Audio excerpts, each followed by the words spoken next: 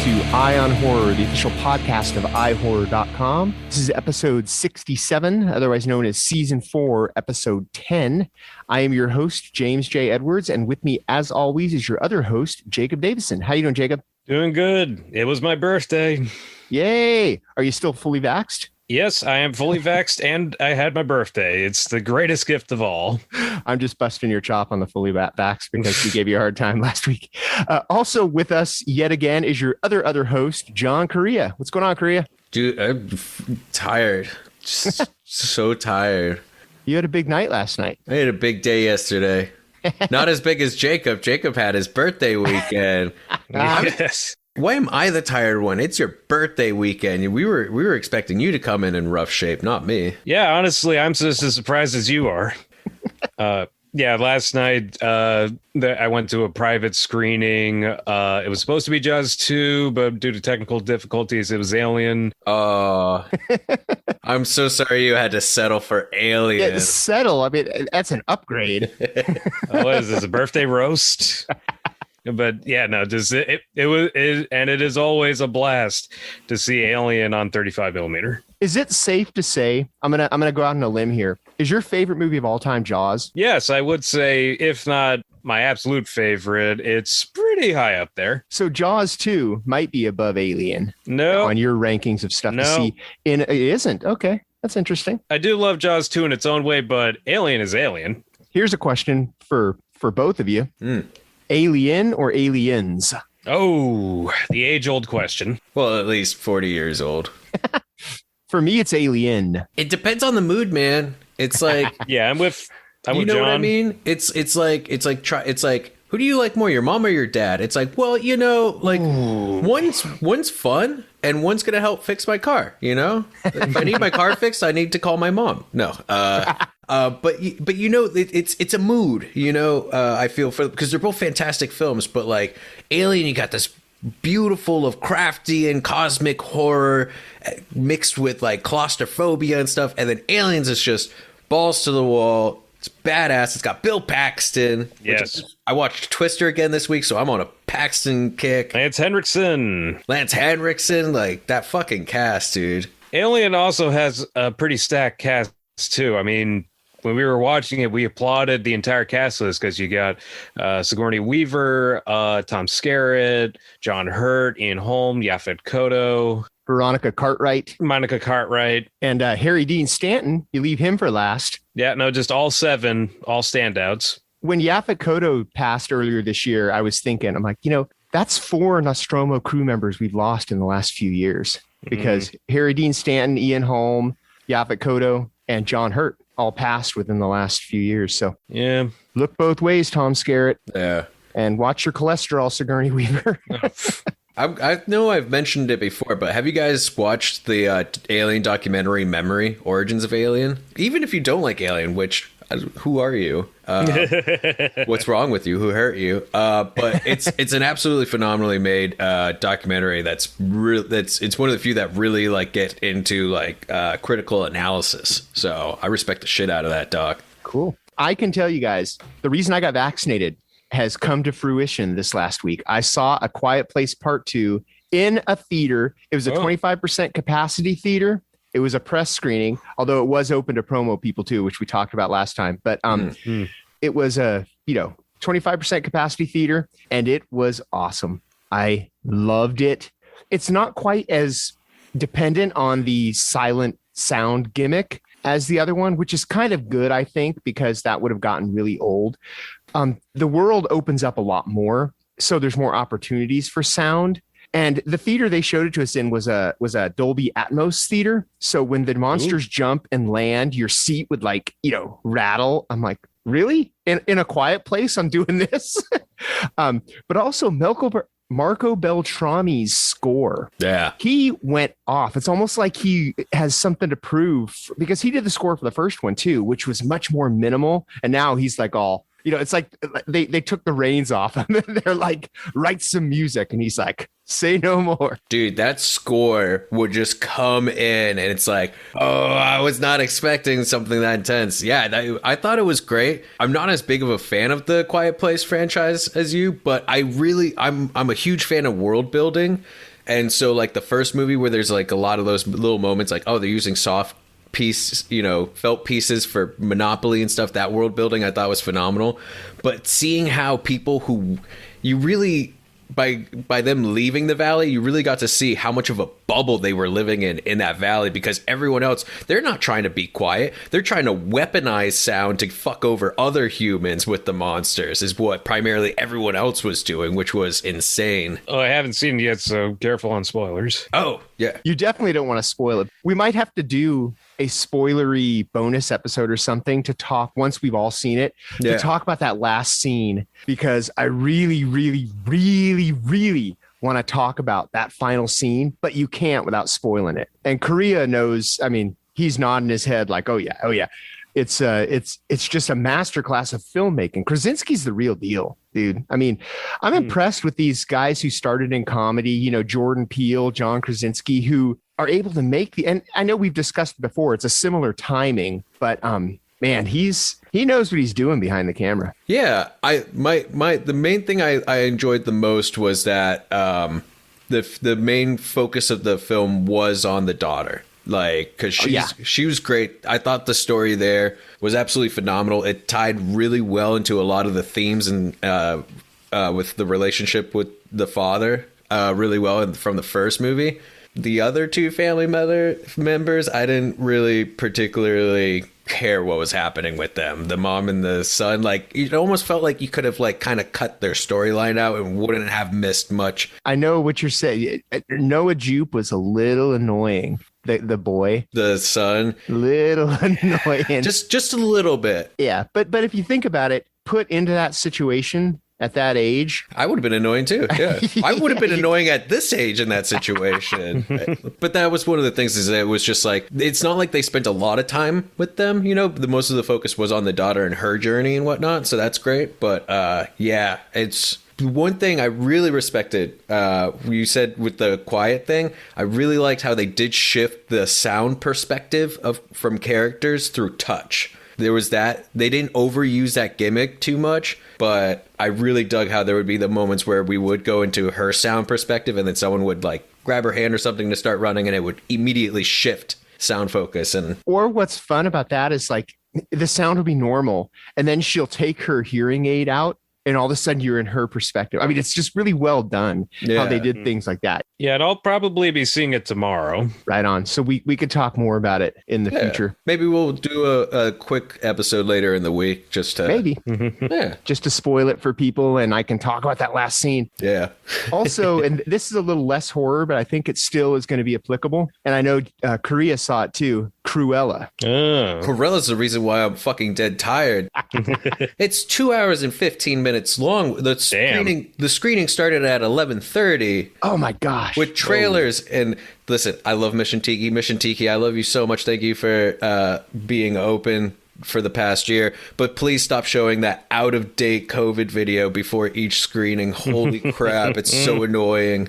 It's like 15 minutes long. But yeah, Cruella, so many opinions on that, man. So many opinions. It's weird because someone was trolling the IMDb. I don't know if it's still like this, but the other day I looked at, it was when I was writing my review for it, and I looked at the parents guide for Cruella, and it said it's rated PG-13, and it said sex and nudity none. Okay, that's correct. But then it said violence and gore severe, profanity severe, alcohol, drugs, and smoking severe, frightening and intense scenes severe. What movie did these people watch? Because that's not Cruella. Man, could you imagine if that film was like that, though? It would have worked. It is. I mean, it is a villainous. And the interesting thing is, yeah, it's one of the most iconic Disney villains, but she's not the villain in this movie. It's an origin story, and she's a pretty sympathetic character once you get rolling. Emma Thompson's character is more the villain. Yeah, she's kind of an anti-hero with like villainous tendencies more than anything. Because she's still a criminal, so she's not really, for lack of a better word, she's not really likable, although she is likable and she's sympathetic because it shows you why she is how she is, which is cool. But what I loved most about Cruella every scene has this awesome note perfect needle drop. The soundtrack is incredible. And it's not just pick and pop songs. The music supervisor is the woman who did American Hustle, which also had a bunch of note perfect needle drops in it as well. You know, one of the songs they put in towards the beginning is the Rolling Stones, She's a Rainbow. And when they're playing that song, you're like, yeah, that's the perfect song for this point in the movie. And then later on, they drop I Want to Be Your Dog. And I won't spoil the context. This is the best scene in the movie. Yeah. And also, you know, it for the primary villain in 101 Dalmatians, you can kind of guess that there is context. But that's another one of those note perfect.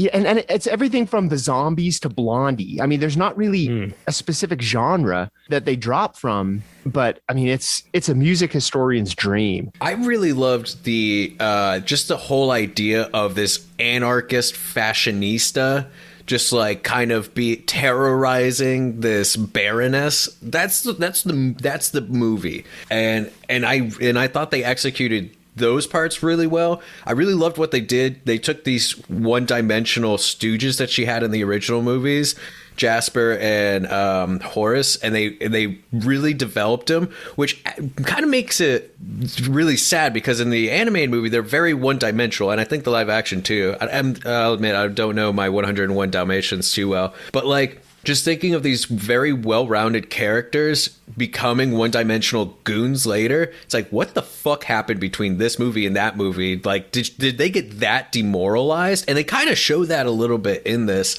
There's a lot of camp in this movie, but I felt not enough. Because if you think about it, the whole concept, yeah, let's do an origin story for a woman who wants to murder over 100 puppies. That sounds like something like John Waters would have jokingly said in an interview in the 90s. And I'm not saying it needed to go full John Waters, but I needed more flamboyant camp in that movie. Like, there was just enough. I will say the star of the film is Winky. He's this one-eyed, eye patch-wearing chihuahua. And when that little fucker comes out in a rat costume during one of the bits, he stole my heart. It does sound adorable. It's funny because and this happens in the first scene, and I'm still not going to spoil it, but it shows you basically the biggest formative part of her origin story in the first scene, and in particular, why she has a vendetta against Dalmatians. and that's one of the things people are most like, we don't need to spoil it, but it's already been spoiled. Like, that's all people are complaining about is like, oh, you're doing that with the Dalmatians. And like, you know, that's where I feel like the tone of camp the film could have really benefited, because there's some really ridiculous things where if it was just a bit campier, it would have been a lot of fun and would have kind of made more sense. But I definitely was sitting there, especially early in the movie, just kind of being like, stop trying to make the whole Dalmatians thing happen in this movie. They played it very seriously. I mean, even the incident that we're talking about, it's not played campily. It's not played for camp. It's very serious. And it's actually kind of a horrifying scene. And then they throw back to it towards the end, and it kind of becomes a little more campy because it's one of those, oh, come on, the case. But the thing is, you mentioned the running time, 2 hours and 14 minutes. Yeah. I do think it felt a little long, but I don't know what I would have taken out. You know, I think it was about 20 minutes too long, but what 20 minutes would you take out? I can't think of any. If anything, I want it, like, it's like, yes, runtime. It's long, but I wanted more. I wanted more Artie, especially because Artie's like, there was a whole thing about Artie being like the first openly queer character in a Disney movie, which has been said dozens of times. Yeah, they keep on doing that. They keep doing it, but they didn't say anything that would make him open. You know, he was very flamboyant and stuff, but like, I wanted more of him. He was a really interesting character, and they had these great scenes where Cruella comes into a shop and they just kind of like get real sassy with each other, and I was like, yeah, but that's all they did with him.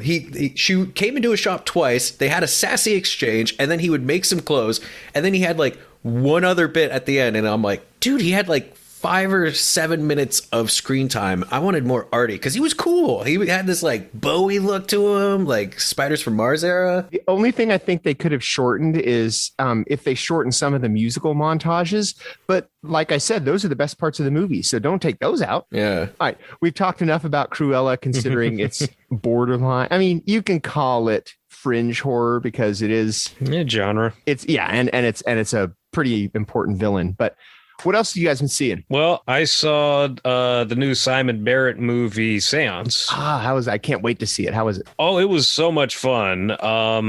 Yeah, so it's basically your kind of Girls Academy horror movie where it's about like this prestigious girls academy where there's like this local ghost story, and one of the preppy girls dies under mysterious circumstances just as this new student played by Suki Waterhouse comes in, and like the popular girls clique is just like bullying her, and they start dying one by one, and yeah, they got to figure out what's going on. And this being Simon Barrett, you know, the guy who wrote You're Next and The Guest, and this is his directorial debut. You know, he does a really great job of subverting expectations and kind of messing with like how you think the story is going to go, or like what or who the characters are. There's a poster for Seance that I love where it's everybody's hands on the table for a seance, and one of the pairs of hands are skeleton hands. Yeah, skeleton hands. That's such a great poster for a movie like that. So yeah, I can't wait to see it. Oh yeah, I highly recommend it. I saw I got a screener for it. It's coming out on Shudder. It'll probably hit Shudder the day after this episode posts, but The Amusement Park, that lost George Romero film. Yeah. And it's basically what happened is he was commissioned in 1973. So this is the same year he did The Crazies. So, you know, he wasn't quite a horror icon, but he had made Night of the Living Dead, and people knew what he was about. He was commissioned to make a movie about elder abuse by the Lutheran Society of Western Pennsylvania.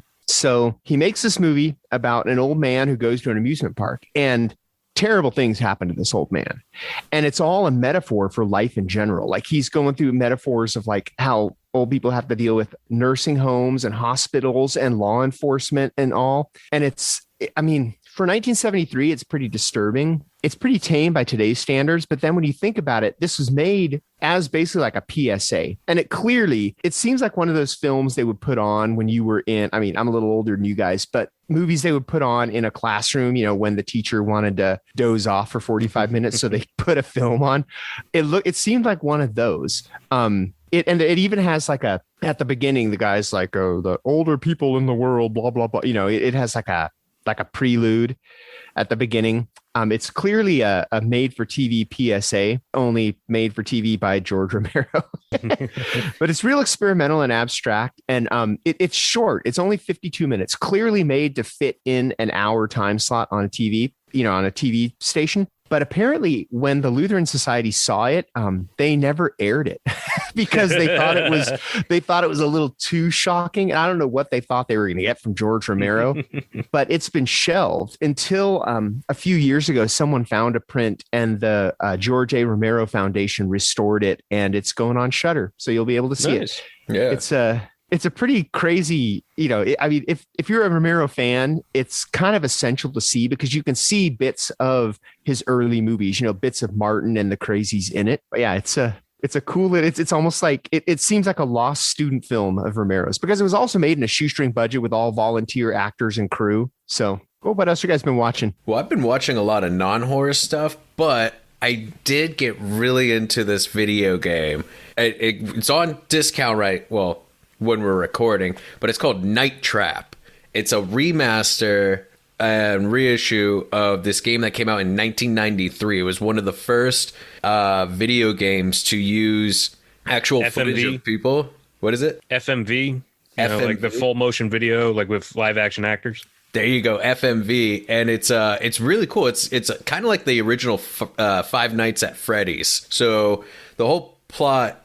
It's weird. It's a B movie. You're basically involved in a B movie. It's this group of kids that go to this house to party, and there's a government SWAT type team that are investigating because people are going missing around the house, and it turns out that the owners of the house are these toothless vampires with green glowing eyes. Wait, hold on. Toothless vampires? Yeah. Oh, dude, it's a really interesting story, actually. They have to suck really hard, I think, to get blood out of you if you're a toothless vampire. So what they do is they ovulate blood out of people. So there's one scene where they take one of the SWAT guys and they hang him up in a closet and they stick a needle in his neck and they suck the blood out into wine bottles, because originally the game was developed for Nintendo, and Nintendo had this, I don't know if they still have this policy, but they had this policy where any violence that's in your video game had to be non-replicable. So that's why Mario jumps on Gooba's heads and stuff like that. So they couldn't have any violence happen in this horror game that could be replicated by a kid. So that's why you have toothless vampires that, and they have like a claw thing. It's these goofy guys in black suits, but the whole point of the game is you're in control of the security system of the house. So you're watching all this through security cams, and you can trigger traps to capture the ogulars, is what the bad guys are called in it. And so while you're like looking through this B movie is playing out, complete with, sorority girls in their night clothes dancing to music with, it's super 80s. I think it was shot in like 87 or something like that. But it's really cool. And this reissue, because it was originally came out on the Sega CD-ROM, so it was super pixelated, really cheeky. They remastered it. So you get to see the actual footage in the game. The layout is updated and looks better. It comes with special features, so you can learn about the history of the game and the controversy, because it was one of the main games that they focused on during the 95 Congress hearings about violence in video games. It was like that in Mortal Kombat. And they were saying this game promotes kids to murder and rape, and it's like, no, the whole point of the game is to save people, and it's because of this one scene where this girl gets captured by ogulars in a bathroom, but there's no blood. You don't get to see anyone really die in it, but it's a really interesting gem, and it's a lot of fun. I think if you actually make it through to the end of the game, it's 25 minutes, but there's all these scenes that are happening on, and they really do a good job of making it so that you can there's replay value. They have different interactions. You can play it on the original 93 interface or the 97 re-release or the updated 2017. I think I spent $7 on it, and it was worth every penny. That's what I was going to ask. How replayable is it? If the entire game is only 25 minutes, can you do it multiple times and still have fun? Yeah, because there's a bunch of different scenes going on. If you go on YouTube, you can look up. People have taken the scenes from the game and strung it together into a somewhat coherent story, so you can watch it like a B movie, and it is entertaining. It's super cheesy. It's a bit over the top, but what they did is pretty crazy. And like I said, there's the special features. They have documentaries, interviews. They actually have.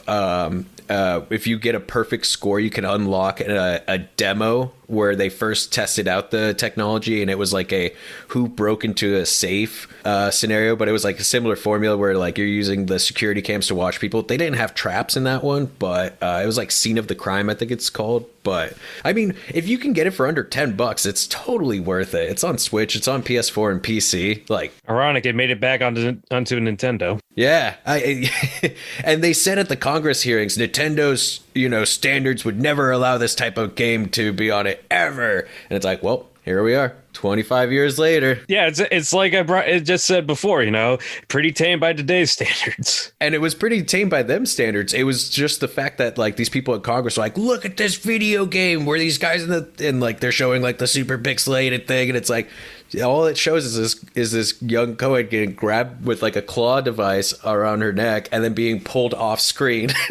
And they're this game is perverting, and they're putting it next to shots of Mortal Kombat, where it's Mortal Kombat's violent and bloody, but this game is not. It's you're just sitting there triggering traps. I saw Army of the Dead at the drive-in last week. Cool. At the drive-in? It's on Netflix now, right? Correct. Yeah, okay. It's a Netflix thing.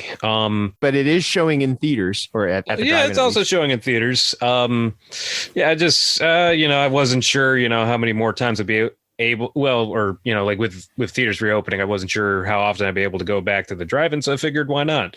And it actually was kind of a fun drive-in type of movie because it's very grindhouse-ish. It's a very over-the-top movie, which, of course, you know, it's a multi-million-dollar Zack Snyder film, so you get what you pay for.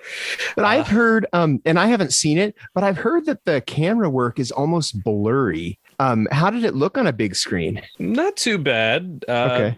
I wouldn't say it was blurry, but... I mean, that's kind of part of his aesthetic anyway. I mean, if you look at like Sucker Punch or Dawn of the Dead, they're almost soft focus in parts anyway. So it's kind of part of his aesthetic, I think. Yeah, something like that. But yeah, I mean, this was pretty... I mean, it was pretty fun. I mean, it was dumb, mindless fun because, you know, you got Dave Bautista and all these people pulling a heist in a zombie apocalyptic Las Vegas. Although I have to say, probably my favorite part, and this has come up like the opening prologue, which is like 15 minutes long, is one of the most interesting parts of the movie because it shows you how the zombie apocalypse starts and like how it hits Vegas. And he does that thing, he kind of like what he did in Dawn of the Dead, where it's set to a I believe his name is Richard Cheese, you know, the lounge singer who does covers of other music. People equals shit. Exactly. So they did. So yeah, it's another Richard Cheese style opening with the zombie apocalypse kicking off and just nonstop violence and gore as Las Vegas is overrun. And yeah, that's the best part is that that whole clip, the whole prologue is free on YouTube, so you can just watch that. Did you say it's 15 or 15 minutes? Okay. The movie's 2.5 hours long. I thought you said 50 at first, like no, minutes. 15. I'm like, oh, that's a prologue. Well, I mean, I would not be surprised, but no. The prologue in this case is only 15 minutes long. Now, the Snyder cut has a 50-minute long prologue. Oh, I can only imagine. But yeah, I mean, and the rest of the movie's okay. I mean, yeah, it just kind of drags in certain parts. It's like, yeah, like when they're fighting zombies, it's cool. It's just there's a few bits where it's kind of meandering, and you know, just we're just here for the action. They did a similar thing for Dawn of the Dead. I remember when it came out in 2004. They released that opening scene ahead of the movie to sell it. I don't know if it was on YouTube or where it was, but they did release that opening scene and people went nuts for it. And that sold the movie because the opening scene to that Dawn of the Dead is incredible. It's the best part. It's horrifying. Yeah. Classic. It's the good part. And then it goes into Johnny Cash's When the Man Comes Around. Because I got to give Zack Snyder credit because he is a master of needle drops. He really knows what kind of music to use and when to use it. He's very reliant on it. That is also true. Like I'm not against Zack Snyder, but like I don't get excited about it. But if I do end up watching Army of the Dead soon, it's for two reasons: Tig Notaro and Junkie XL score. Oh yeah, no, those are two big factors. Tig Notaro's scenes are some of the best, and she always stands out. And yeah, you know, just wanted to see something fun and, you know, something kind of grindhousey at the drive-in, and it kind of fit that. I mean, yeah, that's the thing. Like, I thought the movie was okay. But, you know, it's fun to watch, but I'm probably not going to rewatch it anytime soon. Although that's the thing, like they're trying to franchise it now. Like they're already making plans on like a sequel or spinoffs or something. The Navy of the Dead, Marines of the Dead, Space Force of the Dead. Oh, that's a good one. Instead of Army of the Dead, the Leggy of the Dead. The Leggy, you know, arm, leg. Yeah, that's terrible. Yeah, it's horrible. Okay, let's move on. What's our main topic? Yeah, let's move on to the topic. And this was inspired by the middle East Coast being overrun by, how do you say it? Cicadas. Those little cicadas. How you say cicadas? These those annoying bugs that sound like, I've been hearing people complaining that burglar alarms in businesses are going off, but it's actually these damn bugs.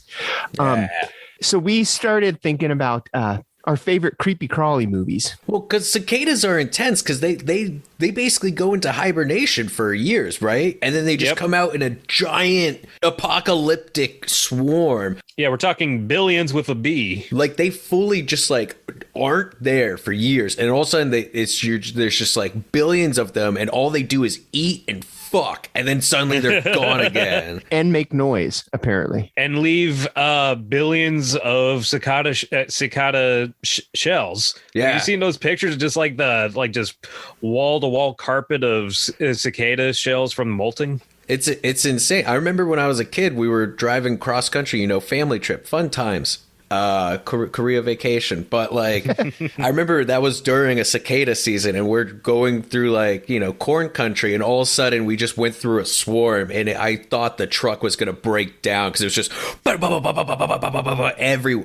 it was worse than a hailstorm. It was insane. And then there was just dead bug all over the car. It was yeah. Yep. And I mean, we're getting into summer, so this feels pretty timely because, it's a buggy season. Yeah. That's going to be scarier than anything we discuss from here on out. But let's talk creepy crawly movies. What are your guys' favorites? Well, I got one to start. I want to start. Okay. Because one of my favorites, and this is one of my favorite movies in general, Dario Argento's Phenomena, a.k.a. Creepers. Yes. Yeah, and and on a personal level, this is my favorite Dario Argento movie because it's just his whole filmography in one movie. You got the giallo elements, you got the supernatural elements, you got animals, you got a girls' school, you got the goblin score. It's just everything I could want in one Dario Argento movie. And this is heavy on the creepy crawlies, all right, to the point that the American cut was called Creepers. So it's basically about Jennifer Connelly, whose character is actually named Jennifer, who goes to this prestigious Swiss girls' school, and there's a killer going around killing girls at the school and people in the Swiss Alps, but she has a superpower. She has the ability to communicate with insects. So she teams up with Donald Pleasance, who's this wheelchair-bound entomologist, who's kind of like her Professor X. So it's like Carrie, except instead of telekinesis and throwing things around, she can just summon swarms of bugs whenever she's agitated. There's this great scene where all the other girls in the girls' school are just bullying the hell out of her and just cornering her.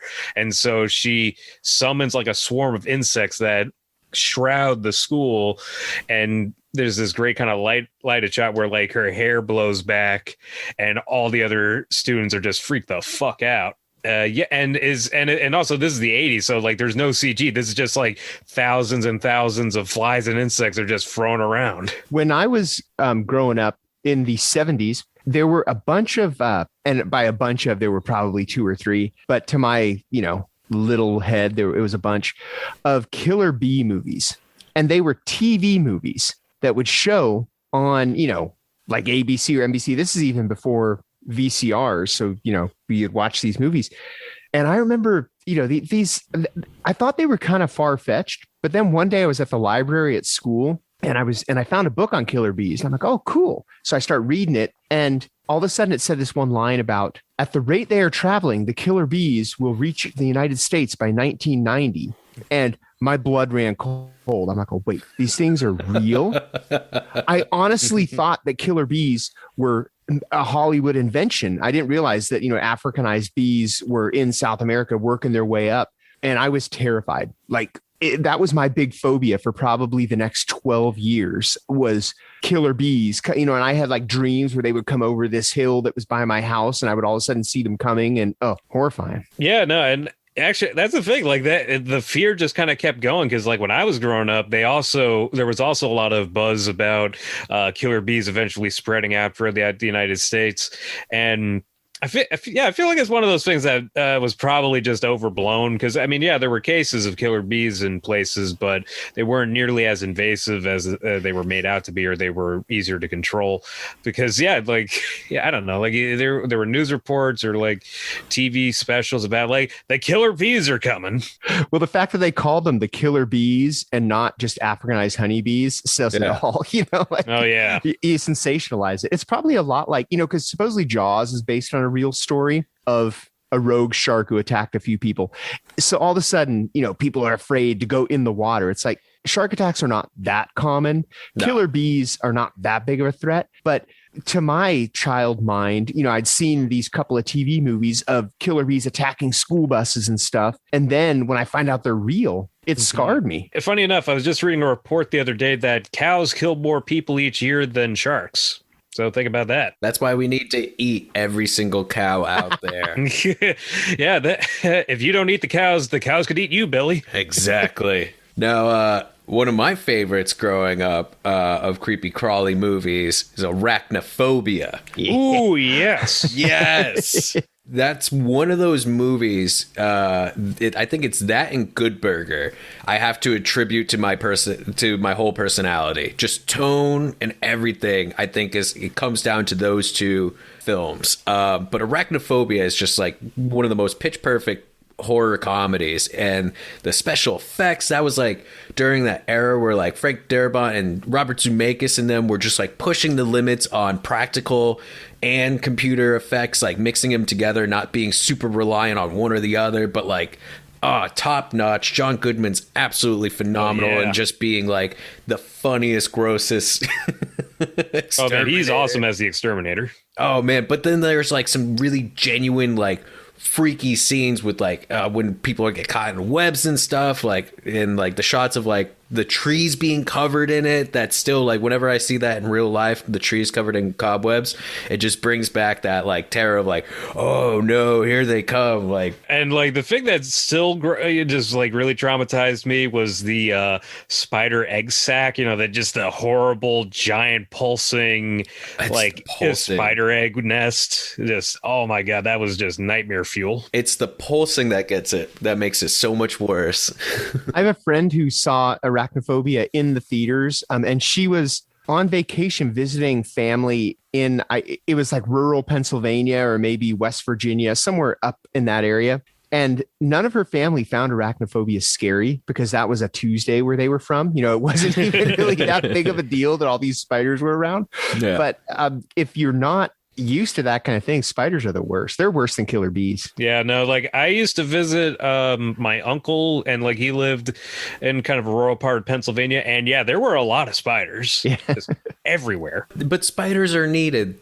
Spiders and bees, they're so important to the ecosystem. Oh, bees make the honey and pollinate, and spiders, they eat the not so great creepy crawlies. Like, remember guys, just be friendly to the bees and the spiders out there. Tarantulas, they look scary, but they're just tiny puppies with lots of legs. Yeah, I know. I got friends who own pet tarantulas, and they're nice as hell. Yeah. A couple weeks ago, I found a spider in my front yard who had a cockroach trapped in his web. Oh. And I if I had seen his hand, I would have high-fived him. I'd be like, you keep doing that. That's fucking hardcore. If you can keep killing cockroaches, you can stay there as long as you want, spider. Yeah, buddy.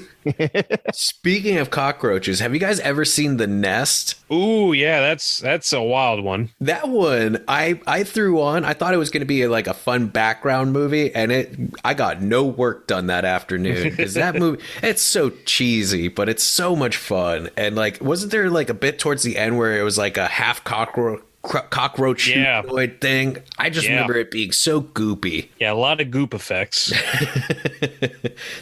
That was a fun movie, and that one made my skin crawl just because like all the cockroaches and stuff, like that short in Creep Show. I was just gonna say, speaking of half cockroach, half people, that one. Oh yeah, they're creeping up on you. Which personally, I think is. It's always hard to pick one, but I think that might be my favorite Creep Show short in the movie, and because it works at so many levels, and it's George Romero.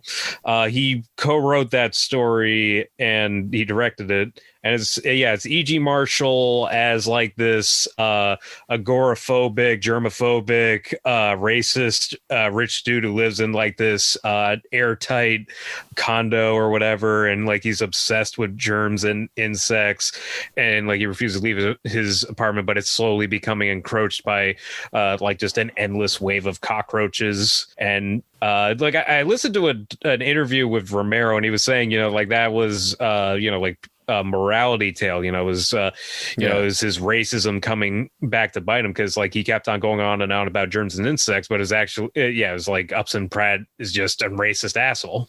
Yeah, it was a not so subtle metaphor for racist views. His definitely. opinions on insects and stuff.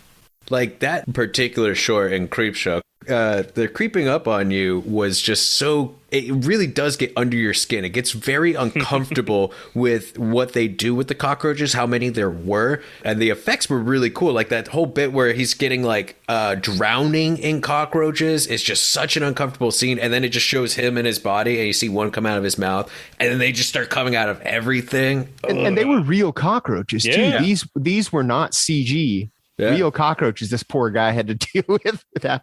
Have you guys seen Phase 4? Oh, I love Phase 4. No. Phase 4. It's kind of like science fiction-y, but there's like some cosmic event that made ants. It gives them like basically a universal hive mind. So ants start working together to take over the planet. And they could. That's another crazy one because it's basically the heroes, if you want to call them that, are a couple of scientists in this, bunker. And they can see what the ants are doing, but they can't do anything about it because it's being over. They're trying to fight these ants, but they're losing. Yeah, it's like one of those very clinical 70s sci-fi type of movies where they're observing them and they kind of have a philosophical and moral debate on like whether they should kill them because they could be it looks like they're turning or evolving into a sentient species. And yeah, no, it's very enthralling and it's kind of trippy. It was directed by Saul Bass, who is famous as a poster artist. Yeah, or title sequence designer for like right. Yeah. And yeah, it's very hypnotic, especially because it has this really trippy synth score for the entire movie. I actually got it on vinyl, and yeah, it's really good.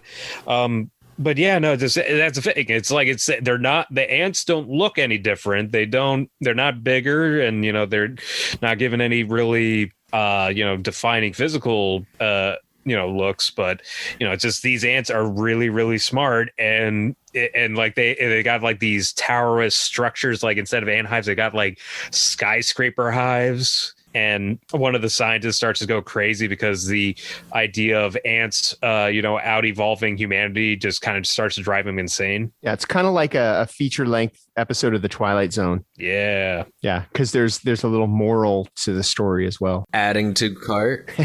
Make sure you get the 70s one, though, because they remade it with Dean Cain in like 2002. Yeah. Make sure that you get the original, the Saul Bass one. Yeah. And back on cockroaches, I was thinking back to, kind of my own kind of kinder trauma. And the one I keep going back to in the 90s is Mimic from Guillermo del Toro. Because, man, that movie messed me up. Because, it's like this new disease is being spread throughout Manhattan by cockroaches. So in order to kill the cockroaches, these scientists create a new species of insect that will hunt down and kill the other cockroaches, but they only have like a shelf life of like 30 days or something. But of course, as these things tend to go, science goes awry, and the insects, the Judas breed that they sent to kill the cockroaches, evolves to a point where they start mimicking humans. And Guillermo del Toro just really knows how to, I don't know, like there's kind of like almost a dark fantasy element to it, because he also got this kid who starts following like one of the big bugs. And what really messed me up though is that Guillermo del Toro does not shy from killing off kids in his movies. So like when I saw it, I was pretty young, and there's a scene where like these two kids who were like tracking down some of the remains of the bugs to sell to the scientists, they run into one. And there's this horrible scene where the Judas bug like kills one of the kids, and like one of the other kids accidentally falls into a thing of barbed wire, and like the bug descends on him, and you think, oh, he's got to get away or something, right? And no, they do not get away. Oh yeah, and that's one of those movies. It was released by the Weinstein Company, and they just like kind of chopped it to bits. So if you're gonna seek out Mimic, seek out the director's cut. I think that's the only version on Blu-ray now, but. The director's cut really like makes it much more watchable. Now we're talking a lot about average size bugs, but what about giant bugs? Let's talk about them. The ultimate nuclear making things bigger than they should be moving. Well, I mean, next to Rampage, Rampage. Oh, yeah. Rampage, of course. But them. Honestly, one of the scenes that really got to me from that movie, they did a kind of classic horror marathon at the Egyptian a couple of years back, and them was one of them. So it was cool. I got to see it on the big screen for the first time. Yeah, I was there too. It was a great series. Oh, right. Yeah, but just one of the scenes that got to me doesn't even involve the insects. It's like the army goes to this town and like everybody's dead or missing, and the only survivor is like this girl who's so traumatized she's mute, and they like try to interview her, and she just freaks out, and when they ask her like who or what did it, and she just screams them.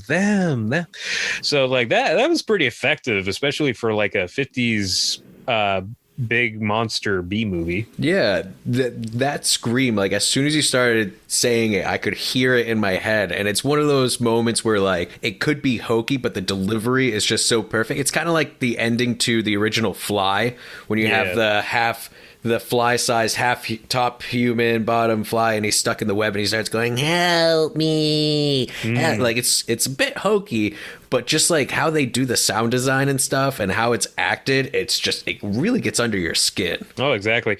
And the practical effects for the ants is actually pretty decent. I mean, yeah, you can tell. I mean, it's not realistic, but it's still a pretty good design, because like it's just these big giant ants with giant chomping incisors that are just grabbing people up. Speaking of kinder trauma and giant creepy crawlies, this isn't a movie, but do you guys remember the episode of Gilligan's Island where they found the cave with the giant spider? No, I was not aware of that. They find a cave with a giant spider, and the giant spider is obviously a dude on his hands and knees, in like a spider costume that would run after them. But it's pretty terrifying for, again, the same kid who was afraid of killer bees was afraid of this giant spider in the Gilligan's Island cave. Gilligan's Island, such a weird show.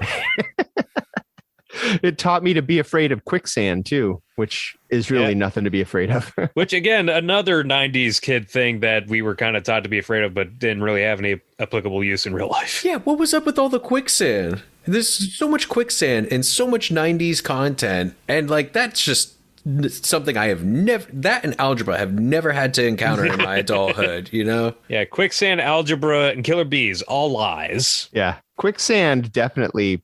I think it was more of a plot device than anything else. They're like, what's something that can keep someone trapped? I know. Yeah, there you go. Quicksand. And in terms of giant insect movies, there were a bunch of those from like the 50s and 60s, and a bunch of them were on Mystery Science Theater 3000, which is how I ended up watching them. Like actually, it's funny, at the beginning of the pandemic I watched the Mystery Science Theater 3000 version of Beginning of the End by Bird Eye Gordon, who was so notorious for making movies about giant things that his initials were he was referred to B.I.G. Yeah. They called him Mr. Big. Mr. Big, yeah. Exactly. And yeah, so like Beginning of the End, you got giant killer locusts or manises, and and there's the Earth versus the Spider. That was a fun one. Did he do the giant Gila monster? Was that him or was that someone else? That one's hilarious because they use a normal size lizard, and then they use like Matchbox cars and model trains. Yeah. Like they just keep on having the giant Gila monster kick over Matchbox cars, and then they would pan to the car, like somebody in the car, but they'd like twist the camera around so it looked like they're flipping over, just like it totally looked like the kind of thing that some 12-year-old kid who borrowed mom and dad's camcorder would make. But yeah, he did a bunch, and yeah, like I said, a bunch of them were Mystery Science Theater. So like, yeah, you got Beginning of the End, Earth versus the Spider. These weren't on Mystery Science Theater, but Empire of the Ants, The Food of the Gods. Food of the Gods. That's Food of the Gods. Is that an ant one too? I think there were a few giant ants in there. It's just, that's the thing. There was like a bunch of different animals because, I mean, rats were pretty prominent, but I'm pretty sure there were also some giant ants or giant beetles or something in there. I think Food of the Gods might have been rats, actually, now that you say that. Yeah, it's like rats. I remember the frogs. It's been a real long time since I've seen that one. Empire of Ants. Did you already say that one? Yeah, Empire of the Ants. Yeah, that one is solid. Kingdom of the Spiders. Oh, that's a good one. Yeah. Although that was Joe Bud Carlos. But yeah, I mean, you got William Shatner fighting an army of spiders. Now, I have a question.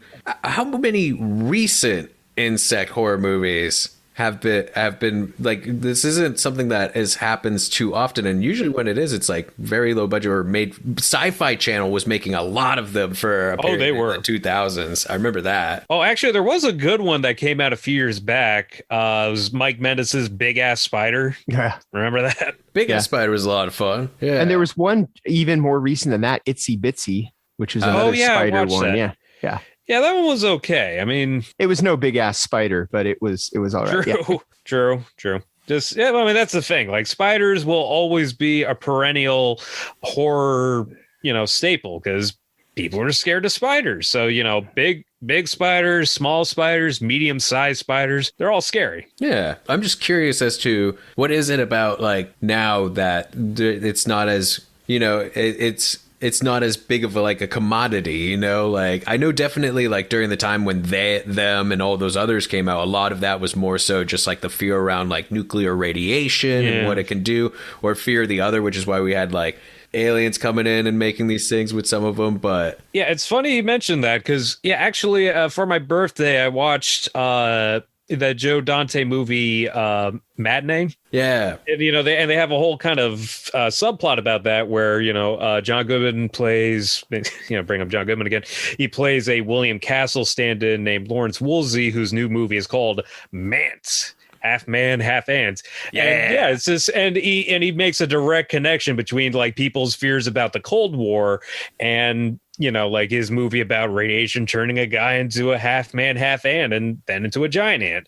It's just, I mean, a lot of it is just, people kind of deal with their social anxieties through, kind of a more colorful and imaginative story. I think that the reason we don't see them today is they're not as much fun, because they're not going to use an actual sized Gila monster knocking over Matchbox cars. They're going to use CG, and it's going to end up on the Sci-Fi Channel or as an Asylum movie, and it's not going to be. It's a different kind of fun. But when you watch those old classic ones, like taking it back to Phase 4, the macro shots that were done by the same dude who did them in, I think it's called the Hallstrom Chronicles, or another insect movie. So you got, these close-up shots of real ants. They're not as creative now. They'll have some kid in their basement doing the CGI, and paying him $7 an hour to do it. But that's a different story. But I don't think that they're not as much fun to watch now. And I think it's also just kind of a budgetary thing, because like you need for that type of stuff, you need like a pretty big budget to make it look good. And I mean, there's definitely a lot of other ways you can do it, but just it's a commitment. So like, I just hope that we can like bring them back, because like we're embracing the hokiness of when insects fight back or when insects come after man. But there's some like really effective stuff in there, like with Creepshow and Phenomena, where there's like some really good like scares and social commentary that can be made. So I wonder if there's going to be a cycle where in the next like 10 years or so, we're going to be seeing a lot of really good, high quality insect attack movies again, whether it's hybrids or giant ones or just swarms. Yeah, well, I mean, if the cicada swarm is any indication, I'm sure it's going to inspire something relatively soon. We did have a movie recently that had an entire town threatened by weaponized mosquitoes, with Barb and Star Go to Vista Del Mar. So oh yeah, that's true. That was a plot in that movie. That was a big plot point. Yeah. Oh, I love that movie so much. That's my most. I got to rewatch it. Year. Yeah, so technically, Barb and Star Go to Vista Del Mar is a insect horror movie. That is true. Well, let's get out of here. What are your favorites, faithful listeners, of the creepy crawly movies? I know that we didn't have time to go too deep into it, but let us know what your favorites are. Our theme song is by Restless Spirit. Restless Spirit had a Bandcamp sale Memorial Day weekend, which is, in the past to you guys, but it's happening right now for us. So I hope you got something cool. Our artwork is by Chris Fisher. I don't know if he's selling anything this Memorial Day weekend, like everyone else is. Everyone from Vinegar Syndrome to Ship to Shore. Yeah. It's like they know that I just got paid. That time of year. Yeah. Thank God I got that late fee on that one gig. Oof. Decimated. You can find us at the Ion Horror Facebook page, the iHorror Facebook page, the Ion Horror Twitter, Instagram. What else do we have, Korea? Well, soon you won't be able to see us on Stardust, because Stardust, that thing that we used to plug but kind of forgot about, is now shutting down. So. I was going to say, I had forgotten Stardust existed until we found out it was shutting down. So did I, and I was the one who was posting most on it for a minute there. Yep, Stardust, we hardly remember ye. You were fun, but... Fun while it lasted. Maybe we'll start doing that on Instagram stories. I feel like I had one of my few Stardust interviews might have been for The First Quiet Place. It might have been. But anyway, so you can find us there. So let us know what your favorite creepy crawly movies are, because these have been ours. So we'll see you in a couple of weeks. So for me, James J. Edwards. I'm Jacob Davison. And I'm Jonathan Correa. Keep your eye on horror.